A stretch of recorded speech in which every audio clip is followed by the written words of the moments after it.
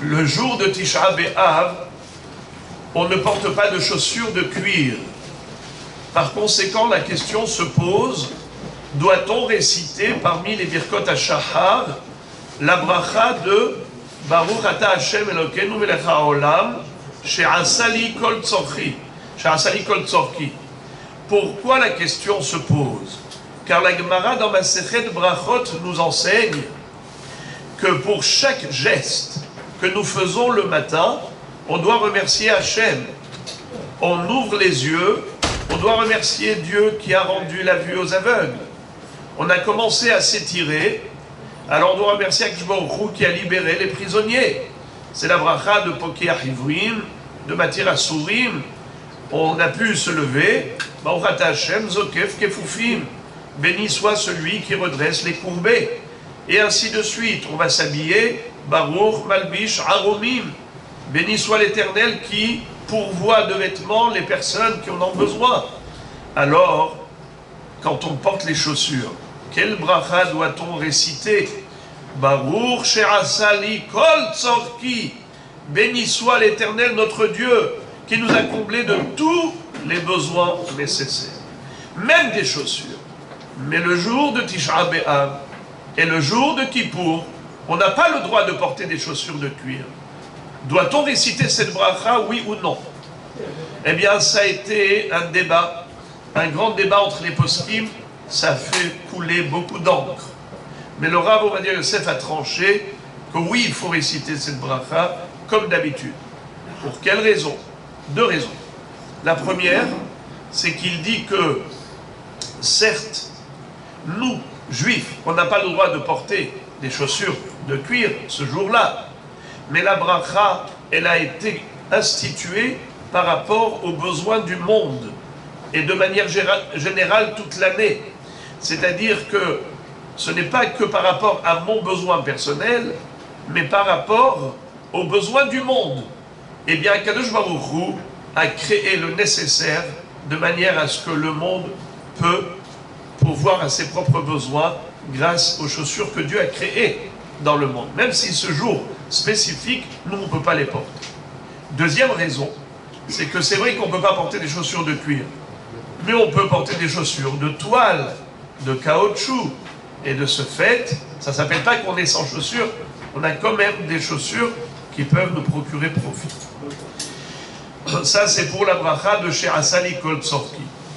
Donc, concernant le talit et tfilin, est-ce que Shacharit de Tisha B'Av, pendant Shacharit, doit-on porter le talit et les tefilin? Dans le Shulchan Aruch, il est écrit que non.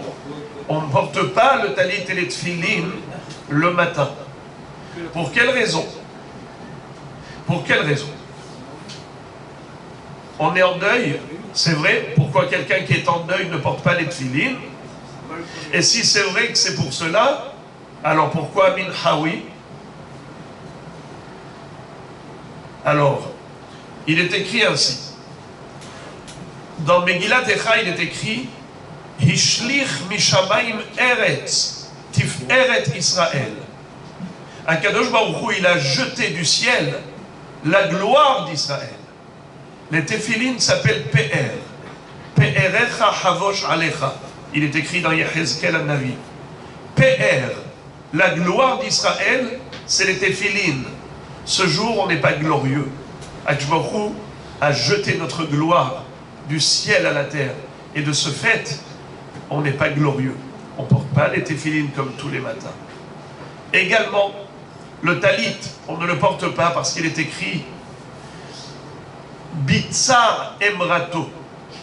Bitsa Emrato, c'est écrit dans Megillat Echa.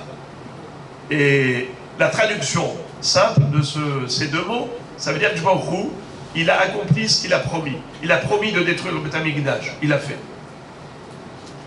Autre explication, nous dit le Midrash. Bitsa Emrato, il a déchiré son vêtement. Biza pour Pirin dileh, nous dit le Midrash. Le talit est le vêtement de la mitzvah. Et en souvenir du fait que il a détruit le Beth Amikdash, comme s'il avait déchiré le vêtement de sa splendeur, alors on ne porte pas le vêtement de splendeur, le talit, le matin de Tisha B'Av.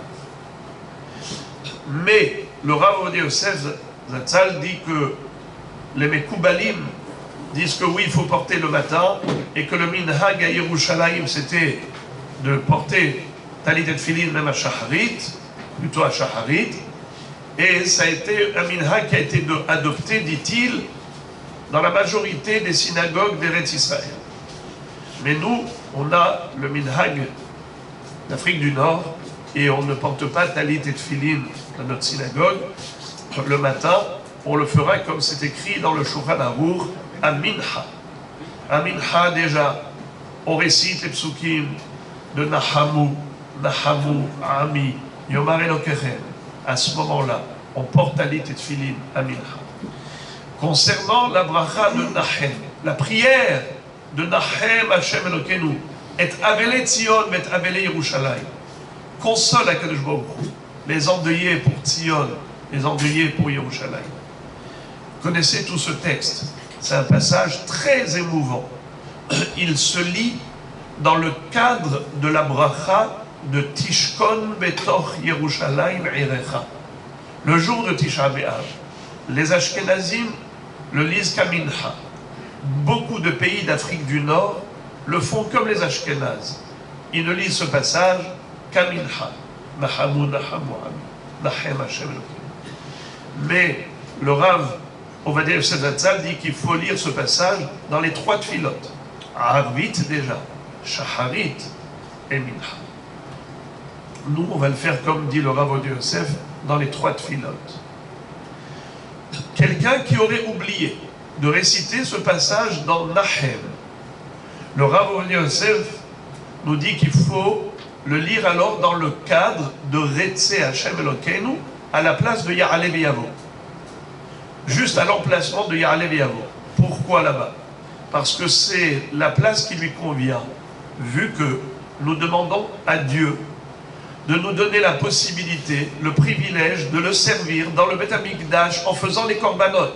Retze Hashem Elokeinu be'amicha Israël ve'litfilatam she'eh ve'Hashem ha'avoda lidvir betecha ve'ishe Israël u'tfilatam mera be'ahavat tekabel meratzon u'thi leratzon tamid avodat Israël amecha. Eh bien, c'est justement l'endroit où on peut demander à Kshbochou la nechama, la consolation par la reconstruction du Beth Amikdash, là où on va pouvoir le servir par le biais du culte sacrificiel. Quelqu'un qui aurait oublié à ce moment-là, il peut se rattraper dans Elokai, Netzor, Leshonim, Era, avant Ehyou le Ratzon. Après Ehyou le Ratzon, il répète Ehyou le Ratzon. Quelqu'un qui l'aurait dit dans Shema Kolenu, eh bien c'est tout aussi bien, il s'est également rattrapé. Mais à choisir entre rattrapage dans Shema Kolenu ou rattrapage dans Retze, il faut préférer Retze. Voilà donc quelques précisions concernant le jour de Tisha B'Av. Chaque Bourou envoie la Nechama à tout le Ram Israël et qu'on n'ait même pas besoin de jeûner. Ani ma'amin be'emunah shlema beviat HaMashiach ve'af al pi shitmamea achake lo bechol yom sheyavo. Chaque jour, il peut arriver. Ken Yiratzon.